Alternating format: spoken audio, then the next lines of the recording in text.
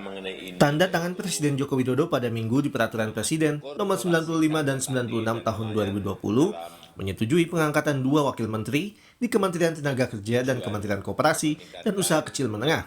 Persetujuan adanya posisi 2 wakil menteri ini mengundang kontroversi, karena di saat yang sama buruh masih tidak puas dengan undang-undang inisiatif pemerintah, yakni Cipta Kerja, yang baru disahkan Senin lalu. Apalagi Presiden Joko Widodo mengundang 2 pemimpin buruh ke Istana Negara, Said Iqbal, Presiden Konfederasi Serikat Pekerja Indonesia (KSPI), dan Andi Gani Nenawea, Presiden Konfederasi Serikat Pekerja Seluruh Indonesia (KSPSI). Muncul dugaan Said Iqbal yang masih keras menolak Undang-Undang Cipta Kerja ditawari kursi Wakil Menteri Tenaga Kerja. Benarkah demikian? Hoax. Berita itu tidak benar, tidak pernah ada pembicaraan apapun tentang wamen dan perihal apapun. Kami fokus pada masalah Omnibus Law yang kami sebut 10 alasan atau 10 isu yang dalam Omnibus Law ditolak oleh kawan-kawan buruh.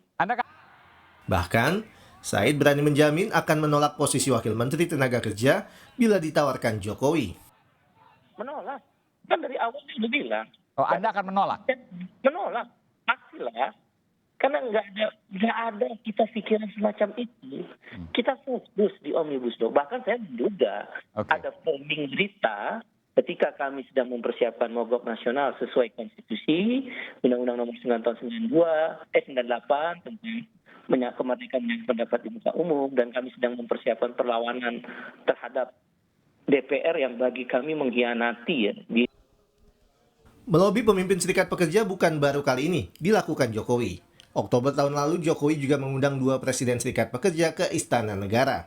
Suasananya saat itu cair. Tawa mengembang di wajah ketiga presiden yang bertemu selama 1 jam. Kata Said, para buruh kecewa dengan DPR dan pemerintah yang mengkhianati pembicaraan dalam pembahasan di Senayan. Kata Said Iqbal dalam pembicaraan terakhir, DPR dan pemerintah setuju mengembalikan klausul ketenagakerjaan ke Undang-Undang Nomor 13 Tahun 2003. Setelah kami masuk di tim perumus, tanda petik ya, tim perumus di DPR, kami dihianati. Dokumen BIM para fraksi itu kami punya loh. Dan pertemuan terakhir yang ada 4 kesepakatan, nomor 4 itu adalah aspirasi buruh hanya 2, keluarkan klaster ketenagakerjaan dari RUU Cipta Kerja, atau pertahankan isi Undang-Undang Nomor 13 Tahun 2003, karena dia adalah limited protection floor. Saya orang governing body ILO. Saya pengurus pusat Badan Perserikatan Bangsa-Bangsa PBB, yaitu Badan ILO yang berkantor di Geneva.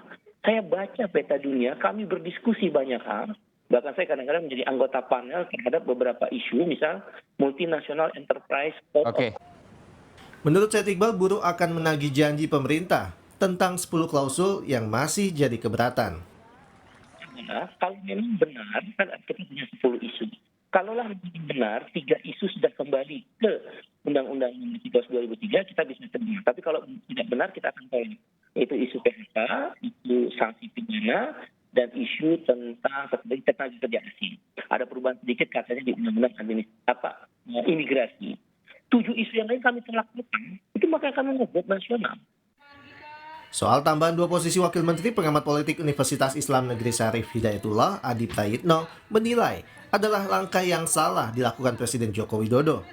Mestinya, di tengah resesi dan pandemi, Jokowi lebih bisa menghemat keuangan negara. Kalau mau, kata Adi, lebih baik menteri yang diganti dengan yang lebih bisa bekerja optimal. Saya kira tidak ada alasan yang cukup urgen yang harus membuat Jokowi mengangkat 2 wakil menteri yang belakangan ramai dibicarakan oleh publik. Alasannya sederhana. Pertama, negara saat ini sedang diambang resesi, yang itu artinya keuangan negara sedang bermasalah. Jangan hanya karena urusan ingin menambah 2 wakil menteri, keuangan negara justru semakin tersedot, membengkak untuk urusan yang sebenarnya tidak terlampau penting. Ini sangat potensial akan dituduh sebagai politik akomodasi jilid kedua. Satu-satunya solusi untuk mengevaluasi kinerja menteri yang tidak bisa bekerja maksimal adalah mereshuffle mereka, bukan menambah 2 wakil menteri yang tidak ada jaminan apapun kinerja menteri ini bisa maksimal. Ditawari atau tidak masih belum jelas. Yang pasti, posisi wakil menteri memang jadi akomodasi politik saja, karena peran sentral dan kekuasaan tetap ada di menteri yang memimpin kementerian. Tim Liputan, Kompas TV. Saudara Presiden Konfederasi Serikat Pekerja Seluruh Indonesia KSPSI Andi Gani Nenawea memastikan akan mengajukan uji materi Undang-Undang Cipta Kerja ke Mahkamah Konstitusi. Andi juga menegaskan tak ada pembahasan mengenai tawar-menawar jabatan dari Presiden Joko Widodo setelah dipanggil ke istana jelang undang-undang ini disahkan 5 Oktober lalu.